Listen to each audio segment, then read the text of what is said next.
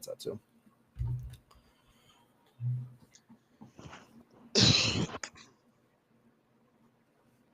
All right, welcome in everyone to this episode of the Backflip Podcast. Got Damien and Matt here tonight. We are going to be talking about the World Series. I mean, not much happened. We really need to go too much in depth here. Like, no, da da da da. But, anyways, Matt, we saw you on Monday. But what was your the World Series is completed now. We've already got the offseason moves started happening, which we'll hit on a couple of those real quick here at the end. But what was your, just before we get into the game by game dive in, what was your overview of how the World Series ended from the last time we talked to you?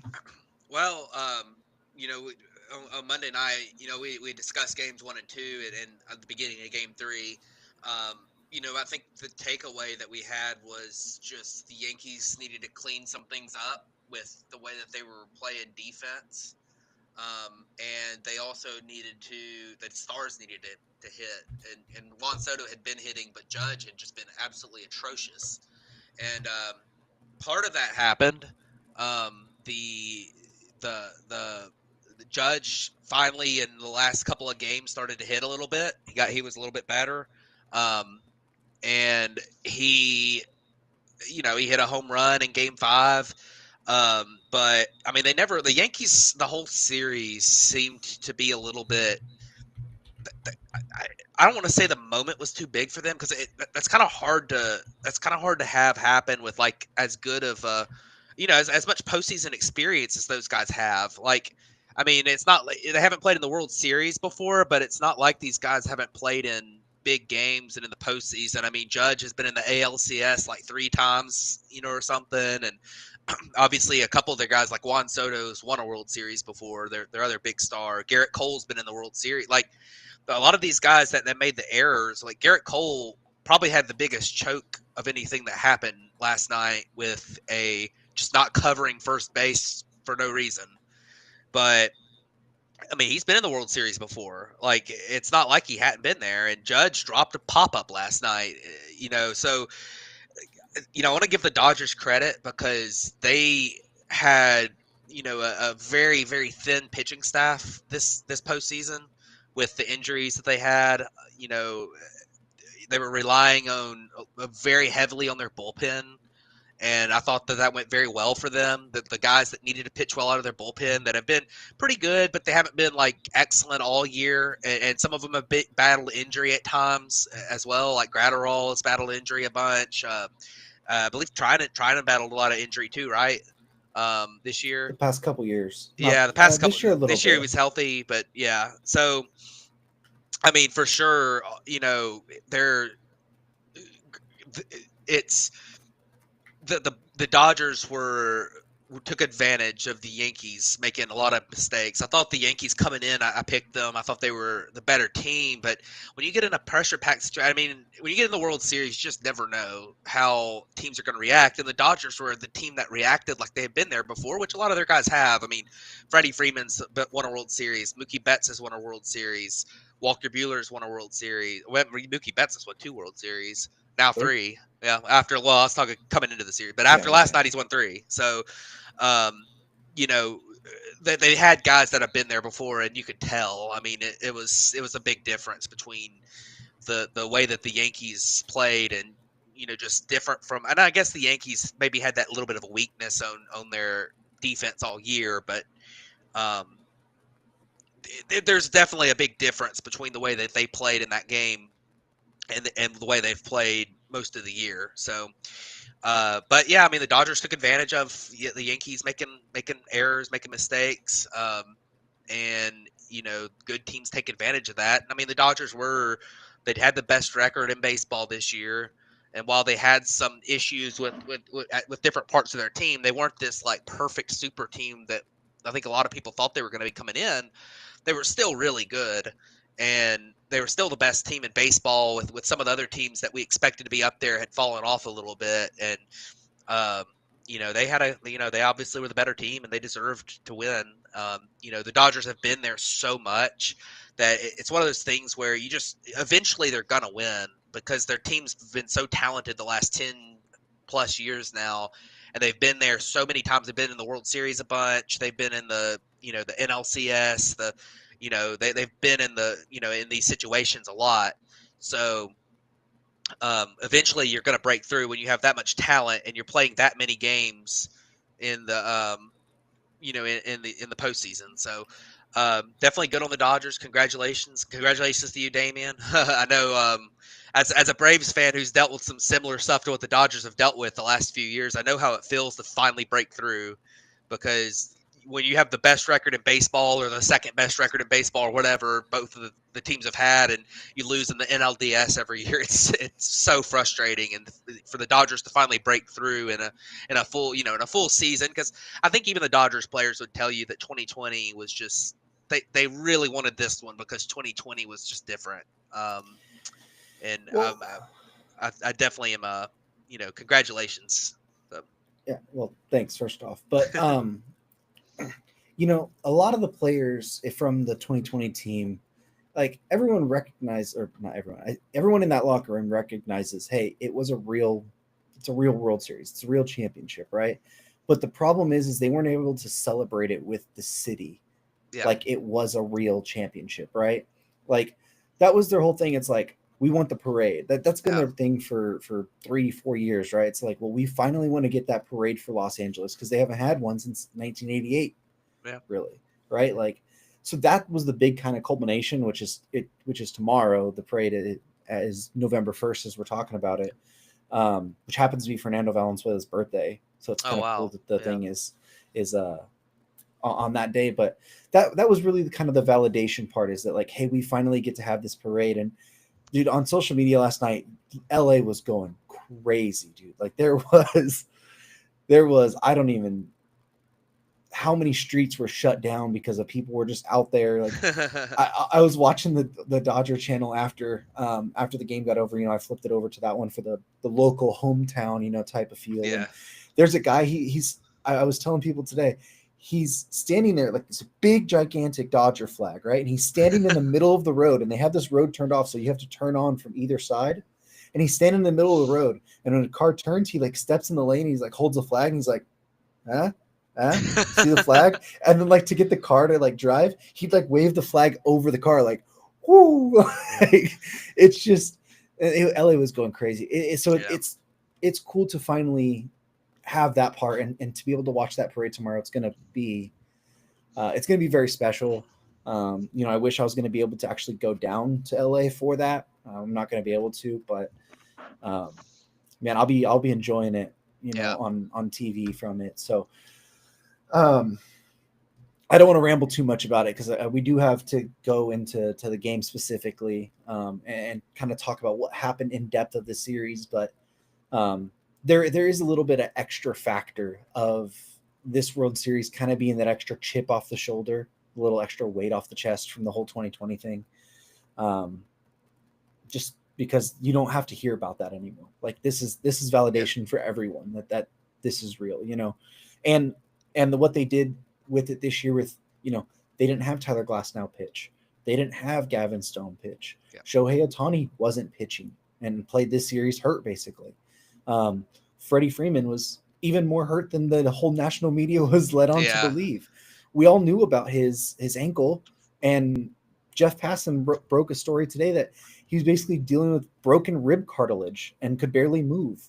Um, and that was insane as it was, and that should have been a month-long or 2-month-long yeah, injury that would have taken him out during the regular season. And for him to have the games in the series he did, that's even more. So it just makes it extra special with those little things that, like, I don't want to say this team was an underdog or like everyone rooted against this team. It's like this team had an opportunity to be better. They were a compromised team going into the playoffs and through the playoffs, and they still found a way to win, which is not something that always happens in that. So okay, so real quick, because you guys talked about game yeah, 1 and 2 on Monday, so I just wanted to kind of do a quick little thing just from my view of everything that happened. Um, I think Jack Flaherty and Garrett Cole threw the ball yeah, exceptionally well in game 1. I don't even the pitch that Stanton hit out for the 2-run homer off of Flaherty, I don't even think that was a bad pitch. Like, it was out of the zone. Stanton's just a mammoth. Like, he just goes Yeah. down there and can get that type of ball. Like, did it back up a little bit? Yes, but like it's still below the zone. He just turned on it. And then with everything that happened with the going to extra innings or the way they got there, with Jazz getting on first, stealing second, stealing third, scoring, and then going to extra innings and getting the guys on, and then bringing Nestor Cortez in and has the one pitch pop up to Shohei, and it's like 2 outs. Obviously, they walk Mookie, and Freddie coming up there, and they, as a fan, as a Dodger fan who's seen 1988 highlights so many dang times, like of Kirk Gibson's walk-off homer, you just had this like inkling, like, oh, they're gonna walk, like it's gonna get to Freddie. Like, is he gonna be able to pull this off? I don't know, but like this is the moment. This is the Kirk Gibson moment, basically right now. And it was like, I didn't expect first pitch, like fastball, like to crush that, and man, the way that he hits the ball, and then Freddie, who never does anything, like pinch a home run, to just stand there and hold the bat up that way, and then to round the bases the way he does, go and yell and scream in his dad's face, like just such an iconic moment. The Joe Davis series, like maybe I'm a personal homer here. I think Joe Davis had an incredible series with these moments. A lot of the calls, like the Gibby meet Freddie call, was great. The Stanton, we'll talk about it here in a little bit, or not Stanton, Judge, when he hit the homer the opposite way and he's like sleeping giant has been awoken. Like, that's a great call. The way he called the final out.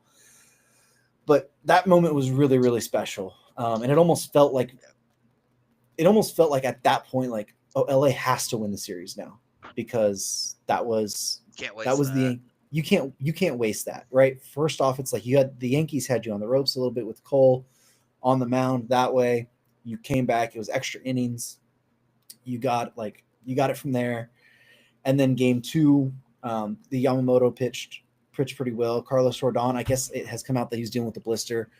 Had some wild command there, but and that one ended up being a 4-2 game. Freddie homering in that one again was extra special. So I just, real quick, I didn't want to dive too light because you guys talked a lot more about it, but that's just feeling once I almost felt like you had to go up 2-0, because going back to Yankee Stadium, we knew you had Walker Buehler pitching, who he's a big time pitcher, but you're going to Yankee Stadium. They're getting 3 in a row there. Game 4 was going to be spotty with the bullpen type game. And then, Flaherty in the playoffs, every time he's faced a team the second time, it hasn't gone very well in a series. So you didn't want to give them the opportunity to have 3 in a row in New York and be able to win all 3 of those and close the series out. So once they won game 1, I was like, I almost feel like just game 2 you have to take game 2 as well, just to keep that momentum on your side. And no matter what, force the series to come back to Los Angeles if it goes to that point.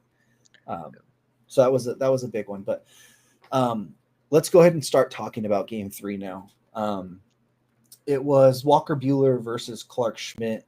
Walker Buehler, man, there's a thing to his postseason success here. But the top of the first really started. Clark Schmidt walked Shohei Ohtani, first batter of the game.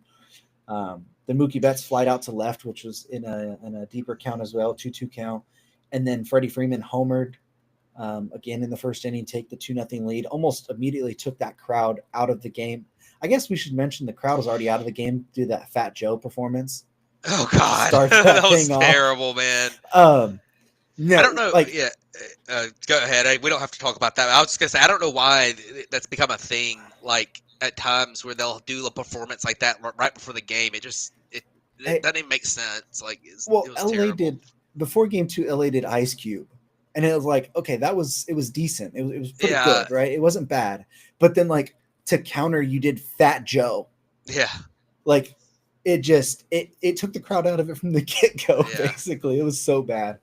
But Freddie and homering off of Clark Schmidt, which at that point then made him have that was the record, right? It tied him with George Springer for 5 consecutive homers in World Series games. And it was 3 in this series. Yeah.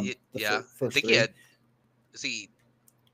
It's 6, right? Because he Well, yeah, homered the because next. Yeah, he he homered the homered the next next day one. too. Yeah. Yeah.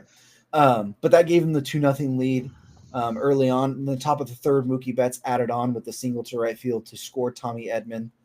Um, and the Dodgers actually left the bases loaded in that inning. They had a chance to score more. Um, and then top of the fourth, they left 2 more men on. And then it went to the top of the sixth where Kike Hernandez singled home Gavin Lux at that point. And then it just seemed like the Yankees kind of were out of it. They bottom of the sixth, they left a couple guys on base. Bottom of the seventh, they left a couple guys on base. And their run, it was looking like a shutout until the very last strike of the game, pretty much.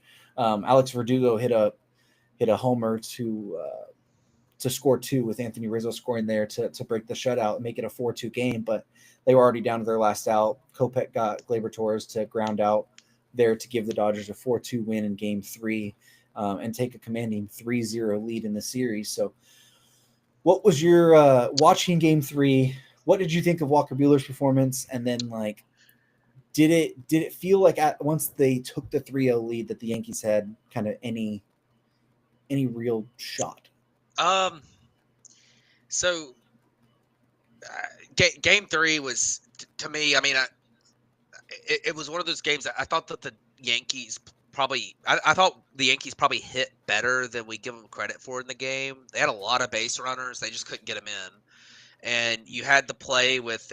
Um, with Stanton getting thrown out at the plate, like, I mean, terrible sin by the third base coach on a guy who can barely jog now. And I mean, I'm bewildered as to how somebody is as slow as Giancarlo Stanton is at this stage. Like, it's not like he's this unbelievably out of shape like David Ortiz was at the end of his career or something, or Albert Pujols was at the end of his career. Like, I know Stanton's had a lot of like quad injuries and hamstring injuries and stuff in his career, but like, it's not like he's some just big fat guy out there on the base path, and he's probably as slow as Albert Pujols at the end of his career. Like, it's just crazy to watch. I mean, I don't want to, I don't mean to talk bad about Stanton. Had a great series too, Great series, yeah. but you have to know that if you're the Yankees' third base coach, like you really have to know that and know that like if the ball's hit pretty hard to left field, and Stanton's on second, you can't send him. I mean, that's the one strength Teoscar Hernandez has in the outfield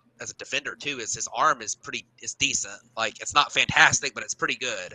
So, like, he can throw out a bad base runner at the plate, and that's what he did. I mean, the play wasn't particularly close either. I mean, he threw him out by a mile. I mean, so it's just one of those things that, like, that's the type of stuff that happened to the Yankees in this entire series. And you have to give the Dodgers a lot of credit because they put the pressure on the Yankees by going up 2-0 in the first inning, and the Yankees were trying. It seemed like the Yankees were pressing the entire rest of the game, and really after Game 1, it felt like they were just pressing the entire series.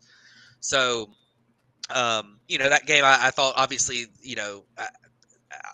if you're in that game, that was the first game Ohtani played after the injury. He got hurt in Game 2, and Ohtani, the last 3 games of the series was not himself. You could obviously tell when he was at the plate, he was not himself.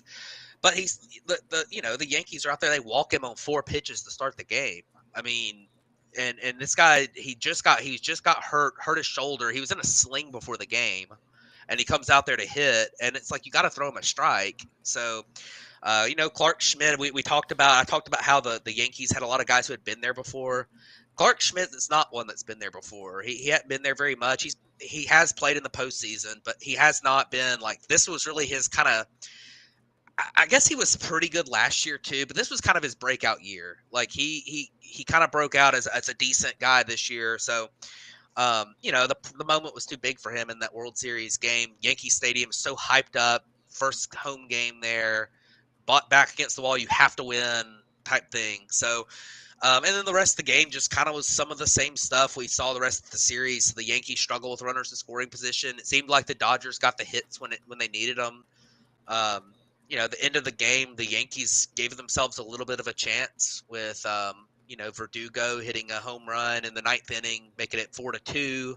And, did they get I think they did get the tying run No, they didn't get the tying run to the No, plate. Torres got out, grounded out. Yeah, he grounded grounded out out. right Yeah, after. because I was thinking if they had got Soto to the plate, they would have had a chance there. Yeah, Um, but yeah, I mean, it was a good that was a good game for the Dodgers to win and going up 3-0. You mentioned like I thought I thought the Yankees had some form of a chance because the pitching matchup was definitely in their favor for game 4, and getting that game kind of gives them a little bit of momentum. And if you can start to put the pressure back on the Dodgers, then you could give yourself a real chance to get it, at least get it to a game 6, game 7 scenario where yeah, all bets are off. So, they had to win, obviously had to win game 4, being down 3-0, but I felt like there was a pretty good chance back against the wall they would do that. And they did. We'll talk about that one. I mean, Luis Gil pitched very well in that game. The Dodgers threw a bullpen game with, is it Ben? How do you say his name? Casparius? Is that it? Kasparius. Yeah, Casparius. Okay. So he, he came out. He pitched. I mean, he did it okay, I guess.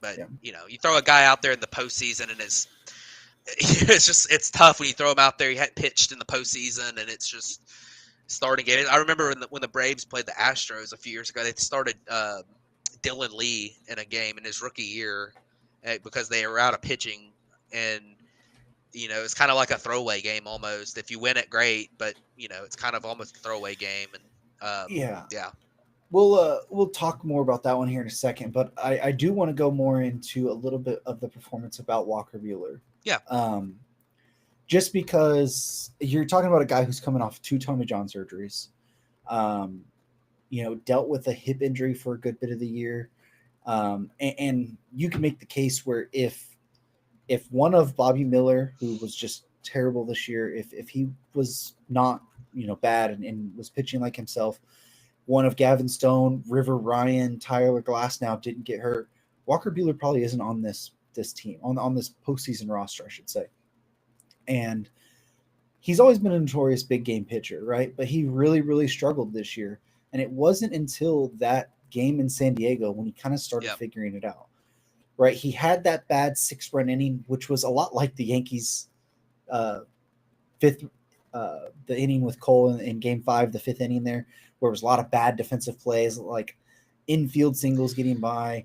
And Buehler still, after that, came out and gave them, I think 5 or 6 innings total. And he really found something at that point. And he is, like I said, he's a notorious postseason pitcher at that point. But for him to come out and do what he has done after that point in the NLCS into the World Series, have a start like he did here, and we'll talk about him more here. I want to talk about this game specifically because he does play later into this series, Yeah. That we'll talk about at that point. But didn't this just look like a different Walker Buehler? And by a different one, I mean the one that we've seen all of this year. Doesn't it almost seem like this was the 2017 to 2022 Walker Buehler? I mean, not the same velocity, but kind of the same effectiveness that we've seen from him when he was one of those top 10 pitchers in the game. He was closer to it than he had been. Obviously, I mean, he was way better than he was at any point in the regular season this year. I don't know that he was quite back to that. I mean, like I say, he had pitched a great game, but the Yankees did get a pretty good amount of base runners off of him. But he was pitching when it counted. And the one other thing too is that you mentioned the velocity. During the regular season when he was out there, he was, kind of sitting 93, 94, right? Like it wasn't the same velocity as they had, back when he was this, elite pitcher, right?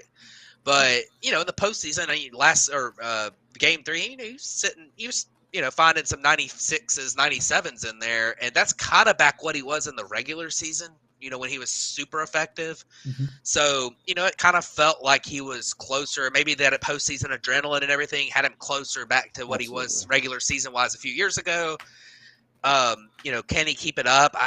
We'll see. I mean, it definitely helped him with his free agency case this year. And it's hard to tell too if that's just like postseason, the adrenaline getting to you in these big games, or if it's actually like just the fact that he's further removed from his injury and he's starting to figure it out. Like it's hard to tell which one of those two things it could be because you got a small sample size. He made 3 postseason starts, so it's a small sample size, but he was very good. And I mean, that was kind of the wild card for the Dodgers, is if they could get starts from like a Walker Buehler or like Landon Knack we talked about coming into the postseason, that he had been, he was one of those guys that was going to start some games for them. If they got a couple of good starts from those guys, it would go a long way to helping them win the World Series this year, because that pitching was so thin. You had Yamamoto and you had Jack Flaherty, who were both, you knew those two guys, right? Like, you knew they were going to be decent, but um, you know, once you get beyond that, it was going to be probably bullpen games. We were thinking coming into the series, right? Like, it was going to be bullpen games. So, um, it's Walker Buehler took that and said, okay, well, I'll be starter number 3. And then when you need a bullpen game, that'll be, you just need one. You need one bullpen game at that point. So, it was definitely a huge, huge help for the Dodgers to get that from Walker Buehler. It was probably, outside of some of the Yankees' mistakes, I think that was probably the biggest key in the series, is that they got that kind of start from Walker Buehler in Game 3. Yeah, I agree. I think it, just as a fan who's watched Walker a lot, it looked very, very similar to the stuff of what he had back in that time. Um, Obviously, the fastball is a couple mile an hours, off that. He was pumping 99, 100 those days, but Yeah. his stuff just looks, and the confidence just looks like it's back for him. So he's going to be a really interesting free agency case. So we'll have one to watch there. Yep.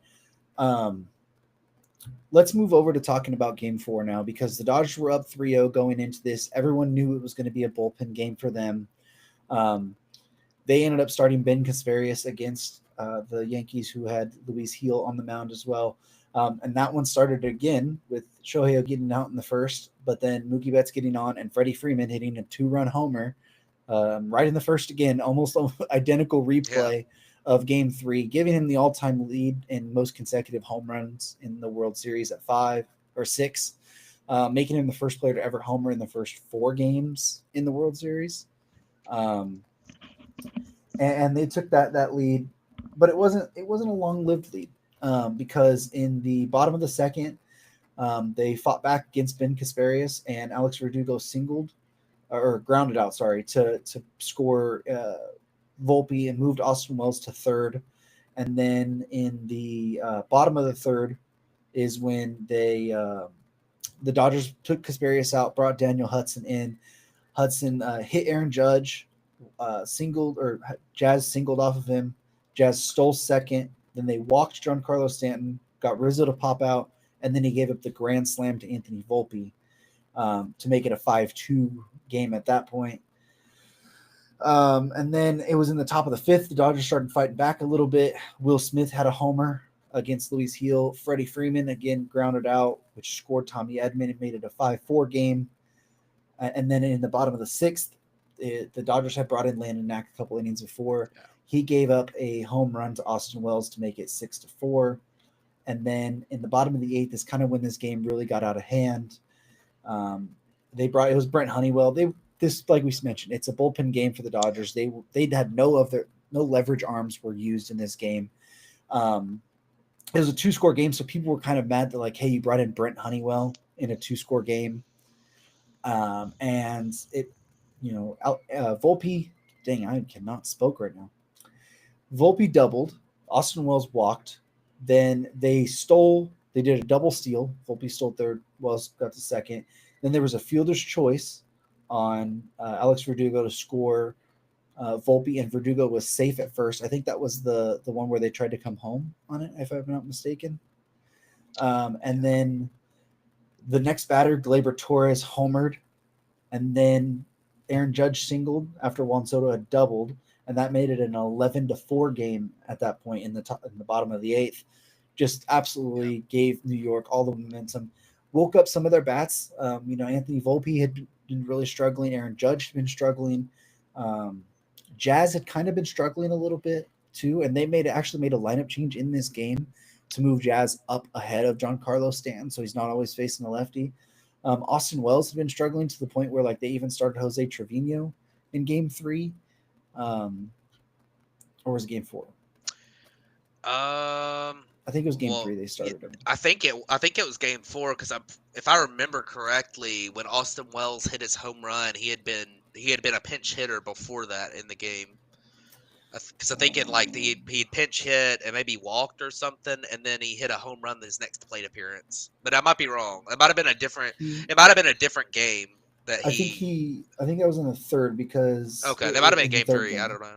Yeah, because game 4 he took an at bat in the bottom of the third. Right. So, but yeah, at this it was an 11-4 game. It was a big win for the Yankees there. And at that point, you kind of were like, okay, well, sure, the Dodgers didn't use any of their high leverage arms in that game. But you let the Yankees bats wake up, right? Because you had been holding them down for 3 games. They're at home. You gave a bottom of that lineup some juice. You let them think that they're back into it, and then they're heading into back-to-back games with Garrett Cole and Carlos Rodon as well. So they kind of gives them a little bit of that confidence, like you're talking about. Hey, like maybe we do have a chance. You know, our lineup's hitting now. We have 2 of our dogs on the mound. And from that point, so what was your take on game 4? Is it kind of went more as I expected? Did it go how you expected it to go?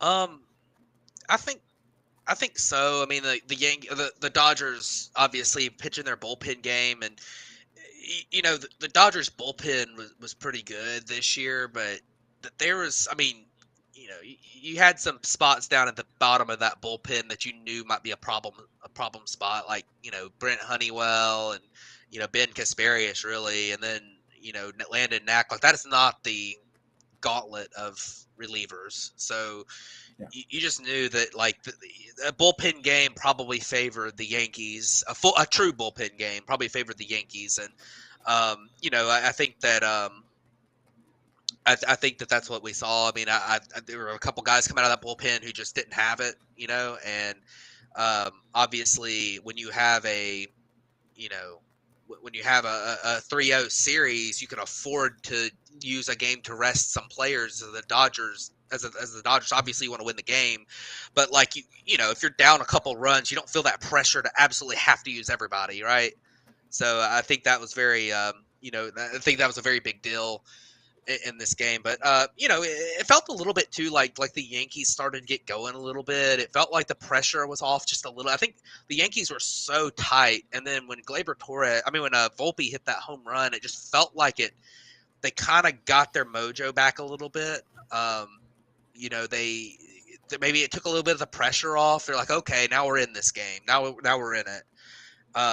So it kind of unrattled them a little bit, and you know, that game went very well, and the offense for the Yankees did great in Game 5, which we'll talk about in a minute too. I mean, it really woke up their offense for the rest of the series. So, you know, it was a good game for the Yankees. Obviously, I believe that was also the game with the crazy fan interference in the first inning, which was pretty wild. I mean,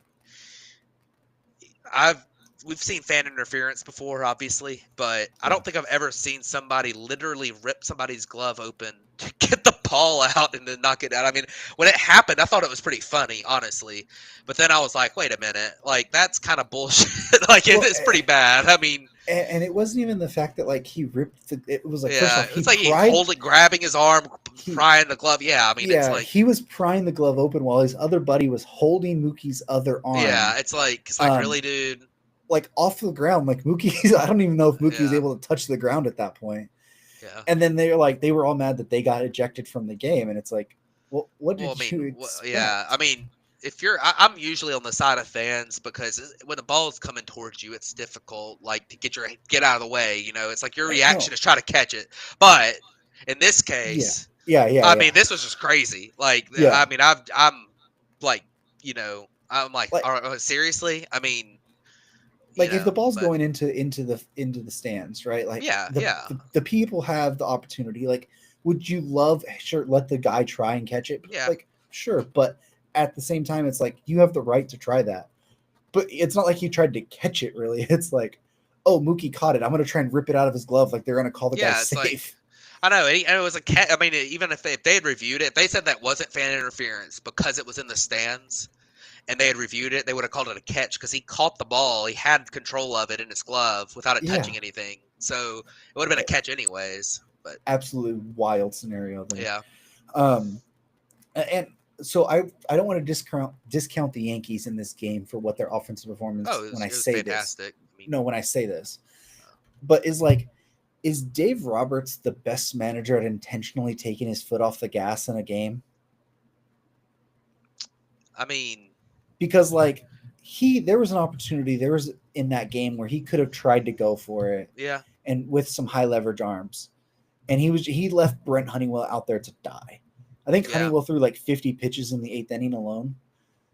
And he kind of did the same thing in the NLCS game too. Like against the Mets, he kind of like that happened, yeah. and then Honeywell kind of did that too. Again, it's like, did he kind of?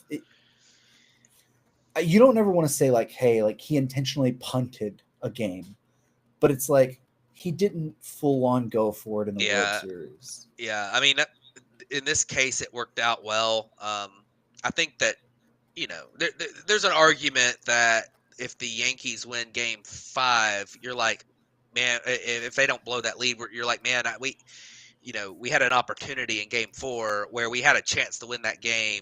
We had our Yeah, top guys coming up in the ninth inning, and we were down like what? They were down 1 run before or 2 runs. It would have been a just 2 run two game, but runs. like the Dodgers' offense is so explosive. I mean, I probably Well, wouldn't have thrown I probably wouldn't have thrown Trinan in that situation, but you might want to put somebody that's a little bit more, you know, that's better than Honeywell in there. I mean, yeah, I would have probably done that, but I mean, obviously it worked out at the end of the day. They got that rested bullpen, and of course they needed it because in Game 5, which we'll talk about in a second, the Dodgers ran out of pitching. They if they had not if that game had gotten tied in the ninth inning and gone to extras, I don't know what they would have done. no, I mean, they were they out. didn't have anybody. Yeah, they were Yeah. completely out. So let's transition to talking about Game 5 because we're going to spend a good bit of time here on this game because this game was wild. Yeah. So it was Garrett Cole against Jack Flaherty. In that first inning, I think Garrett Cole threw like 7 pitches, had absolutely the killer, he looked locked in, his face. Looked like a guy you just didn't want to mess with, right? And that first inning showed it. And then Jack Flaherty, who, like I mentioned, in his second starts, he's struggled a little bit. I don't know if he was on regular rest, so it's not like it was a short turnaround or something. Yeah. But the Yankees immediately jumped on him. It was a 1-2-3 first from Cole, like I said. Then you had a walk to Juan Soto, and then Aaron Judge homered the other way, and then Jazz Chisholm went back to back with Aaron Judge to make it a 3-0 lead right there in the bottom of the first. Top of the second, again, you absolutely have to put up a 0 after your team does that. Garrett Cole comes out, strikes out Teoscar Hernandez, strikes out Max Muncy, and then gets a fly out from Kike Hernandez, immediately allowing his team to go right back in there. I think he had a total of 14 or 15 pitches through the first 2 innings. Yeah, it wasn't much. It wasn't many. Yeah. And then in the bottom of the second, Volpe led off the inning with a double down the left field line. Alex Verdugo singled to bring him home, make it a 4-0 lead. Effectively, that ended Jack Flaherty's night. An inning and a third into this game, 4 earned runs. The Dodgers brought in Anthony Bonda, who struck out Gleyber Torres. Bonda didn't look great either, though. He had a wild pitch in the Juan Soto at bat, which allowed Verdugo to move up. He walked Soto, walked Judge, had the bases loaded, and got a ground out from Jazz Chisholm.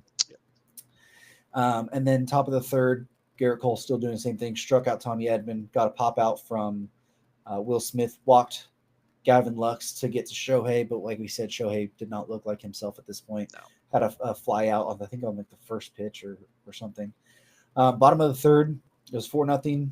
They brought Ryan Brazier in. First batter, Giancarlo Stanton homers right off of that, giving them a 5-0 lead.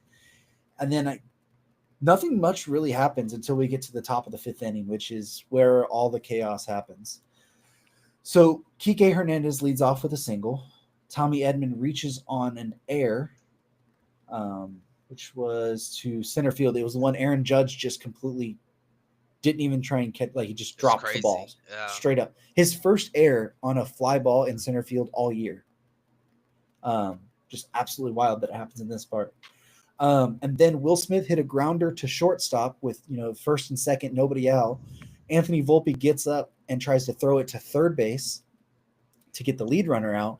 Jazz Chisholm can't contain the ball there, so now you have bases loaded with nobody out. You should have at least 2 outs in this inning, if not 3 at this point. Yeah. So Garrett Cole then locks in. He strikes out Gavin Lux, strikes out Shohei Ohtani. So you're thinking 2 outs, nothing's going to happen. You got out of it pretty much. Mookie Betts hits I wouldn't say a hard hit ground ball. It was kind of a softly hit ground ball to first base. Anthony Rizzo doesn't charge the ball. Garrett Cole doesn't charge first or cover first base. Mookie Betts beats it out for an infield single to score Kike Hernandez. Freddie Freeman comes up next, does a line drive to center field to score 2. Teoscar Hernandez right after that doubled off the center field wall to score 2 as well and tie the game at 5-5 in the top of the 5th inning. So, sidebar, do we think the Yankees are afraid of the number 5 right now? Because of how many times Freddie Freeman, what they did to them, and then in the 5th inning they scored 5 unearned runs. Man. But what was your thought going through your head during that 5th inning? Just it felt like the Yankees. I don't think I've ever seen an inning where a team makes as many mental errors as the Yankees did. I'm not just talking about like Judge dropped a fly ball and that was a terrible time for it. But that's not a mental error. That's just a I mean, he dropped the fly ball. That's a physical error. But like Volpe getting a ground ball hit to him, right to him, throwing to trying to pivot and throw to third for no reason in a 4-run game. Take the easier out, dude. Like, what are you doing? And he throws it away and loads the bases. And then, I mean, Garrett Cole had phenomenal stuff in this game. He was on fire on the mound. He was pitching so well through the first 5 innings. I mean, he was pitching super well in the 5th inning. It's just mental errors and mistakes that kept getting guys on base. Yeah. And he has an opportunity to end the inning, and he just he zones out or something. Like it's like the moment got to him, and he just didn't do what he's supposed to do, and he knows that. I mean, he knows to cover first base, but it's just like that was the type of things that were happening to the Yankees a lot in this series, and that's kind of what I was thinking the whole time was just like the Yankees are just. I mean, they are just absolutely falling apart right now was kind of my thought the whole time. I'm like, give the Dodgers credit. Like one thing the Dodgers I want to give them credit for, they don't strike out very much, which has been a problem for them at times over the past few years in these postseason games. They don't strike out very much. And just putting the ball in the play sometimes can get you can get you where you need to go. Cause when you get these pressure packed situations in the postseason, sometimes the other team that makes mistakes and, a team that strikes out a ton, you don't have that inning happen because the other team didn't have to field. I mean, so I think you got to give the Dodgers credit for that. And then, good base running. And obviously Teoscar Hernandez had a really good swing on that ball that hit a double off the wall and, tied the game. But, it's just to me, like the whole time I was just thinking about like, have I ever seen an inning where a team makes this many mistakes? Maybe the only one I can think of, and we've seen innings where a team blows up and gives up 10 runs or something, but it's usually the pitcher just has a horrible inning or something. The only one that I can think of is that the Jose Bautista bat flip game, and when the Rangers blew that game, they had like multiple errors in the inning. One of them was just another mental error. Like that was the only one I can think of. But other than that, I mean, I can't think of very many where a team just blew it like that. So, and like I say, good on the Dodgers. I mean, Teoscar Hernandez still had to hit a double off a really tough pitcher. And that was big. I mean, that obviously, like the Dodgers still had to do it, but the Yankees just absolutely threw that game with that inning. I mean, it was crazy. Yeah, the Dodgers had to do it, but the thing is you gave a good team multiple Yeah, extra chances. yeah. Like, and Well, you just can't give a team well, get, if this happened against the White Sox well, or the A's, like, okay, maybe, look, but six it happened. outs. Yeah, it happened in the World Series against the best team in baseball. Basically, Yeah, you can't give them extra you chances. yeah. I mean, they gave him 6 outs in that inning. Yeah. I mean, it's remarkable. Well, and then still, like, let's go deeper into this game. It was 5-5 at that point. The Yankees come back in the bottom of the sixth off Yep, of Brusdar Graterol and retake the lead yep. on a sac fly from Giancarlo Stanton. Scored Juan Soto. Jazz Chisholm tagged up and got to second base there. So they still had the 6-5 lead at that point. It wasn't until the top of the eighth they brought in Tommy Kahnle. Kike Hernandez singled off of Kahnle. Tommy Edmonds singled off of Kahnle. Will Smith walked. Then they replaced Kahnle with Luke Weaver, which we've seen them do multiple times. Gavin Lux hit a sac fly off of Luke Weaver to tie the game at that point, and then Mookie Betts hit the sac fly off of Luke Weaver to score the go-ahead run, and Tommy Edman to give them the 7-6 lead, which then eventually was the dagger per se. But before we get to talking about the ninth inning, what, like, I don't say like what were you thinking at that point, but didn't it just look like the Yankees guys just ran out of gas? Like Tommy Kahnle just looked like he didn't have it anymore. Even when they brought Luke Weaver in, he Yeah, didn't. His stuff looked flat. It's been electric all postseason. It just looked like he didn't have it. All of these guys got used in every single yeah. game. Maybe Luke Weaver to a certain level. I mean, the thing with Tommy Kahnle is he's inconsistent anyways. I Yeah, mean, he's a guy that's prone to walking. I mean, ever since all the injuries he had, he's a guy that's prone to blow ups like that. So, you know, it goes back to the two flaws that there are three flaws really we saw in the Yankees, this year, and the first one is the depth in their lineup, and they really corrected most of that. They brought in Jazz Chisholm, who had a good, Gleyber Torres stepped up a little bit this year. Austin Wells stepped up. Like their line, and Volpe was a little inconsistent, but their lineup was better than depth wise than I think we gave them credit for. They kind of, you know. They kind of solved that a little bit, but the other things were their defense was awful. I mean, you really don't have. I mean, other than Volpe, I don't think they had a single good defender out there. Like Soto's bad in the outfield. Judge is below average in center. Now, if Judge is in right, he's pretty good, but he's below average in center. Verdugo's fine, I guess. But then, like on the infield, like Gleyber Torres at second, like Jazz Chisholm at third, like, and that became a factor. Then the other thing was just that their bullpen was just not super deep, and I think that's what we saw in this game was obviously the defense, but then the bullpen just like it's hard to trust guys like Tommy Kahnle to come out in 4 games in a row and have it every single game. Like yeah, it's just hard to. He's gonna have one game where he looks unhittable, and then he's gonna have a game where he doesn't, and that's just the kind of the way that the Yankees bullpen was.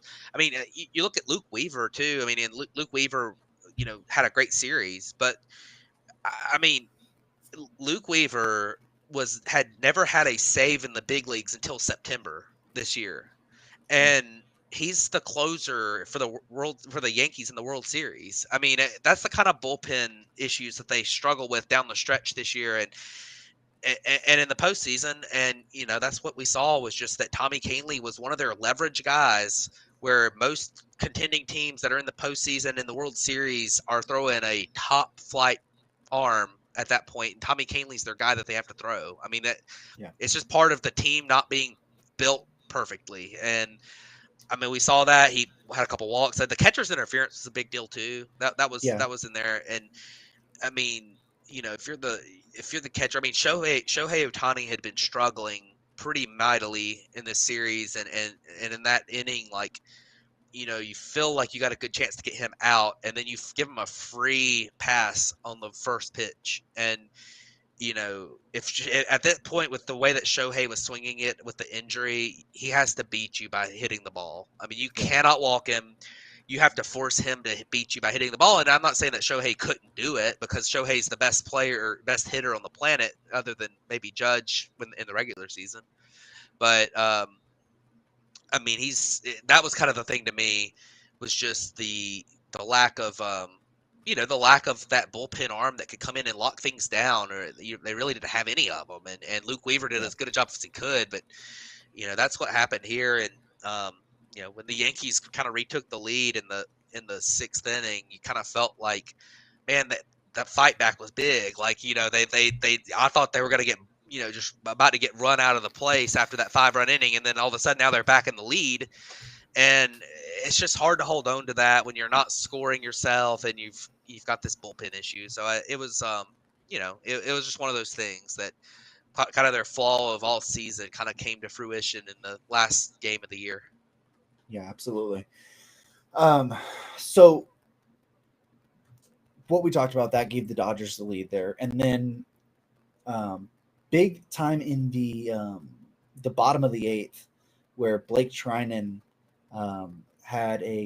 which he is pitching, he had to come out for 2 1/3 innings because the Dodgers didn't have anyone left, right? Yeah. At this point, it was Kasperius, who threw 43 pitches the day before. Hudson, Hudson had already pitched back-to-back days. He couldn't really go. Honeywell threw 50 pitches, and Landon Ackett threw 53 pitches, right? So they had basically Blake Trinan, and that was it. And they brought him in the 6th inning, I think it was. Mm-hmm. The bottom of the 6th is when they brought him in to get out of a jam at that point. And then it was to the 8th inning.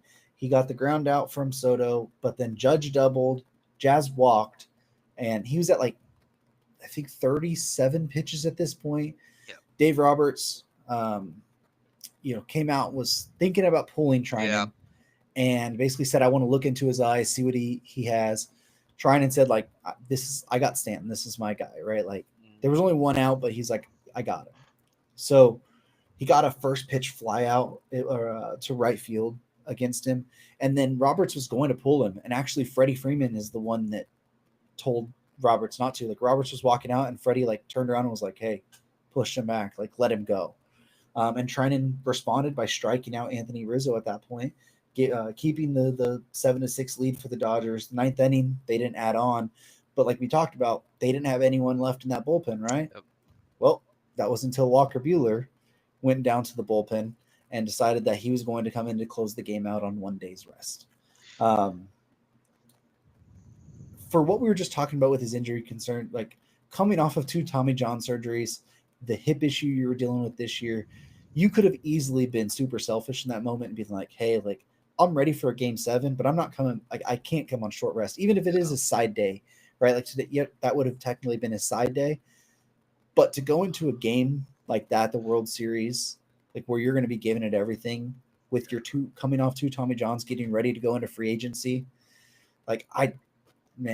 kudos to Walker Buehler, because that takes some cojones to man up to be able to do that.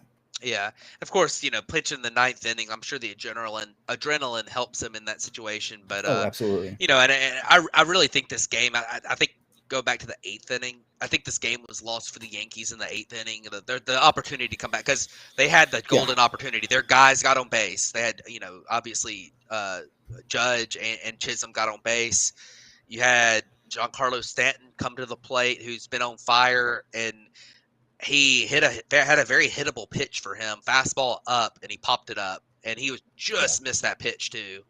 And and then you end up in a situation where the other issue that we talked about is that lineup depth, and that had been solved to a certain level, but you have Anthony Rizzo, who's just not a very good hitter anymore. I mean, he's okay, but he's just not the same guy anymore. He's out there at the plate in the biggest at bat of the season for the Yankees, and he strikes out on a good pitch by Trinan. I mean, a good slider down and in.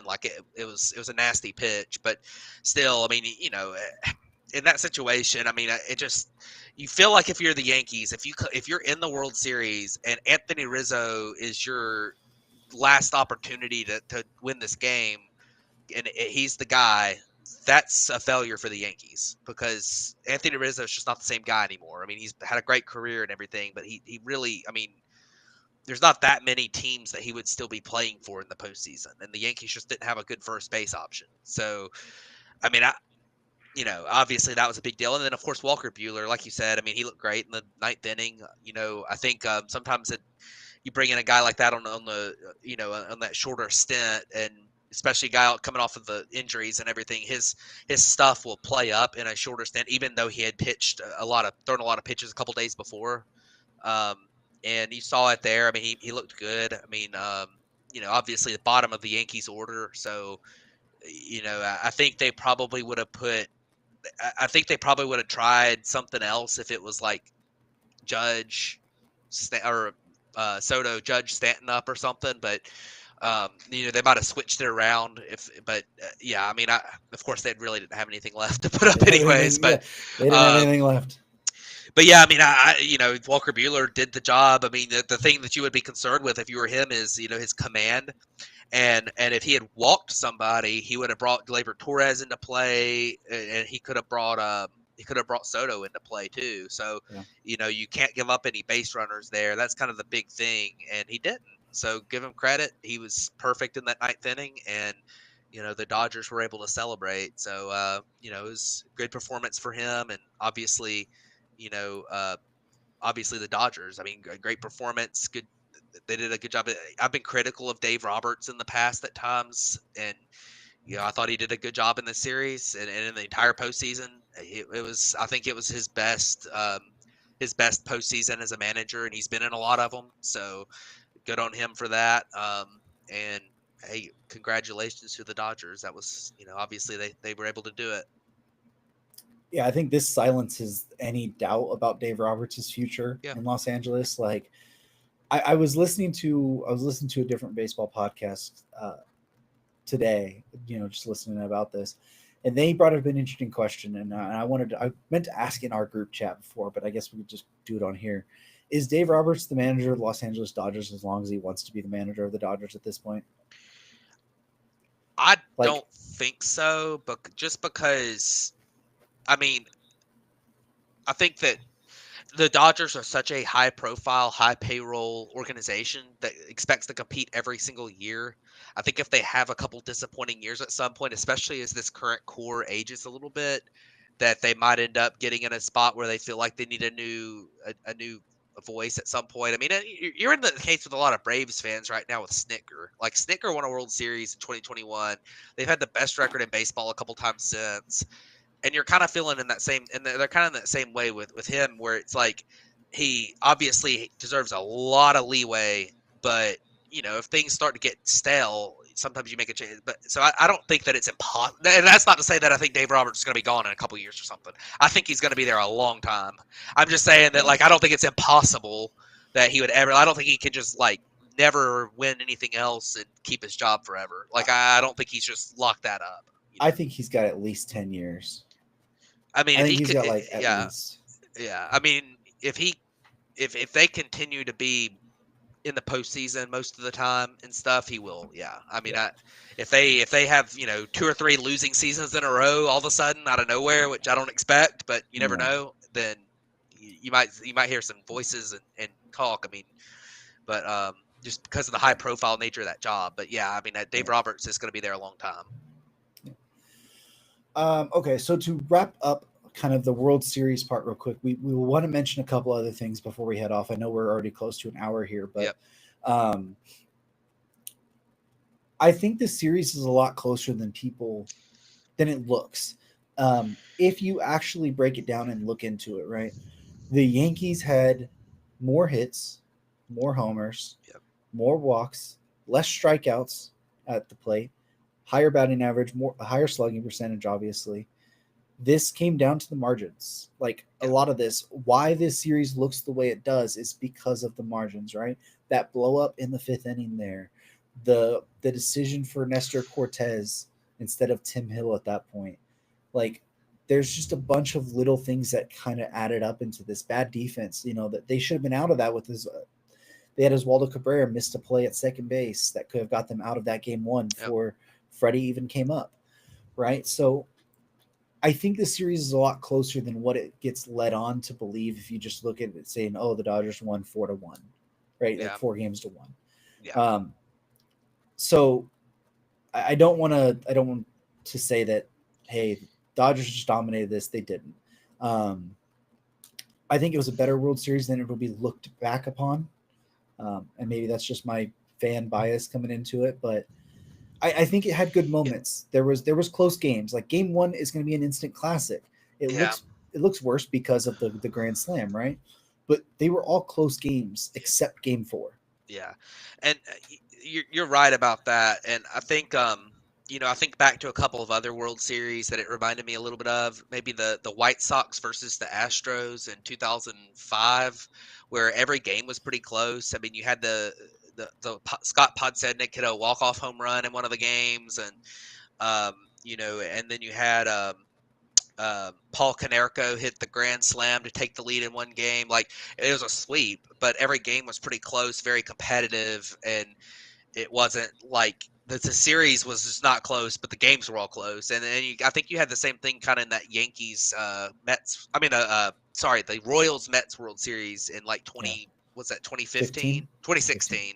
No, 2016 was the Cubs. 2015, 15. and it was also a 5 game series, and you had the crazy game one. You had all the games were pretty good in that series, and then you had the last game of the series was tied in the ninth inning. So it was kind of a similar type of thing to this one where then it was kind of similar in the same way that like the Mets made a lot of defensive mistakes in that clinching game and the game they probably should have won. So it wasn't the worst World Series. I mean, from a neutral fan, it was. I mean, whenever a team goes up 3-0, and even when it's 3-1, that game 5 just doesn't feel that important to a. I mean, obviously it's important, but like it just feels like that you're just delaying the inevitable if the Yankees win. And it's not that it's impossible for Yeah, them to come back, but it doesn't. The leverage of it feels a lot lower in that crazy game. If that was a game 7, you're like, oh my god, this is the best game to ever be played. right. And game one's the same way too, where it's like game one's a little bit more important just because like it's the first game, everyone's excited, it's the World Series, it's tied, but that's kind of the thing that I've thought of with this series is just that it was fine. There was a lot of hype with this series, and I kind of hate that it ended up being, a 3-1 series just because I thought that the best thing about having this matchup was that there was going to be a lot of eyeballs on this series around just of casual fans, of people who are just there was going to be a lot of eyeballs on this series because of the Dodgers and Yankees, and you have the two biggest stars in the game playing in this series too, with Judge and Otani. So Two uh, MVPs. Yeah, the two MVPs this year. So you had a lot of eyeballs, and I don't know that this series lived up to the expectations of people. Like if this had been a 7 game series and we had that game 1 moment, we had that game 5, and then we had 2 more like really crazy games, like this could have been like a huge boom for baseball where it's just like this crazy like huge deal. And then but it was just it was fine. I'm sure a lot of people tune in, especially people tune in into game 1. I'm sure they had a really good time watching that game, like yeah. so it was fine. But it wasn't the best series. It was okay. Yeah. So a couple housekeeping notes, and we'll fill more in on this stuff on Monday's episode. But the White Sox hired Will Venable, who was Yep. associate manager for the last couple years on the Texas Rangers staff, longtime player in the league too. The White Sox hired him to be their new manager. And then there was a trade that already happened. Like the offseason's already well in the Yeah. way. We had a trade between the Angels and the Braves today that saw Jorge Soler go from Atlanta to Anaheim, and with Griffin Canning being the return there. It's you kind of mentioned it a little bit when this whole deal happened with Soler. Like, hey, I wonder what next year's going to look like. Well, we Yeah. already got our answer. They already did a decision there. So we will dive more into that on Monday a little bit. Monday is going to be our free agent predictions episode, so it's already going to be a pretty much of a long one there. So be sure to tune in for that, and then we will. It is off season time, so we're going to get Yeah. ready to switch to bi-weekly episodes. Probably after the free agent predictions ones, we'll start that. So we'll remind you guys again on that episode. But um, anything real quick you want to hit on before we head out? I don't think so. I was pretty happy with that Braves trade today. They cleared a lot of money. So that might affect some free agent predictions here next week. Um, and then Will Venable going to the White Sox was anytime the Rangers coaching staff really is getting poached. Yeah. Um, and they lost their hitting coach, went to Atlanta, and now they're losing a good and I think it's a good hire for the White Sox. He's a younger voice. He's been in the game for a while. And he comes from a successful situation where they won a World Series. So, I mean, it's about as good as the White Sox could have done because I don't think anybody really wants that job who would be like a top managerial candidate. But just Yeah. those are the brief thoughts on that. We'll talk about it more on Monday. But other than that, I'm honestly kind of glad it's the off season. I've kind of been looking forward to the off season for a few months now. I know the Braves did end up making the playoffs, but it was just I never felt like they really had a chance to win in the playoffs this year Yeah. with the injuries and the underperformance of the guys who were healthy, and it was just kind of a mess. So I'm excited to see what they do, and we're gonna have a big free agency this year. So look forward to that episode on Tuesday, talking a little bit about it. I got some research that I need to do because I'm still a little Yeah. bit it's going to be there's a lot of really interesting free agents this year too. It's not as cut and dry with a lot of these guys, so it'll be good to It good to see. yeah, you when you say research, it's almost like I could be wrong here, but it feels like the offseason kind of snuck up on us. Hmm. Like at this point, we're like, obviously we know postseason baseball and the dates really don't ever change. Like, hey, it's always so many days after that, but it's like, oh, free agency already starts on Monday. Like, man, it's already here, and like we have to do this, and it's like it kind of snuck up here. So there's definitely some research to be done there, but we're going to sign off for this episode of the Batflip podcast. So thank you guys for tuning in. And just remember, the Dodgers are your World Series champion this year. And David sucks. Well, David sucks. Yeah, that too. He ditched us tonight. That is lame. Loser.